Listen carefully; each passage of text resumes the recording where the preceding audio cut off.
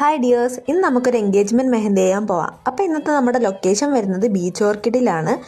Evening ആയിരുന്നു നമ്മൾ വർക്കിന് പോയിട്ടുണ്ടായിരുന്നത്. ബ്രൈഡിനും പിന്നെ കുറച്ച് പാർട്ടി ഹെന്നയും ചെയ്യാനുള്ളത് കൊണ്ട് തന്നെ നമ്മൾ ഫിദായും കൂട്ടിയായിരുന്നു പോയിട്ടുണ്ടായിരുന്നത്.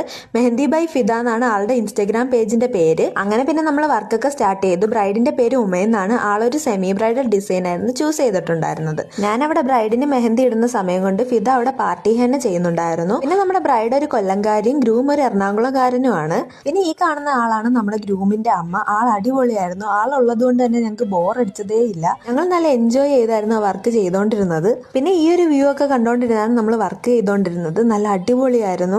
ആദ്യമായിട്ടാണ് കൊല്ലം ബീച്ചിന് ഇത്രയും അടിപൊളിയായിട്ട് ഞാൻ കാണുന്നത്. പിന്നെ നമ്മൾ ഫ്രണ്ട് ഹാൻഡ് ഒക്കെ കംപ്ലീറ്റ് ചെയ്തു. ഇതായിരുന്നു ഫ്രണ്ട് പോർഷന്റെ ഫൈനൽ ഔട്ട്പുട്ട് വരുന്നത്. അത് കഴിഞ്ഞ് പിന്നെ നമ്മൾ ബാക്ക് ഹാൻഡ് ഒക്കെ കംപ്ലീറ്റ് ചെയ്തിട്ടുണ്ടായിരുന്നു.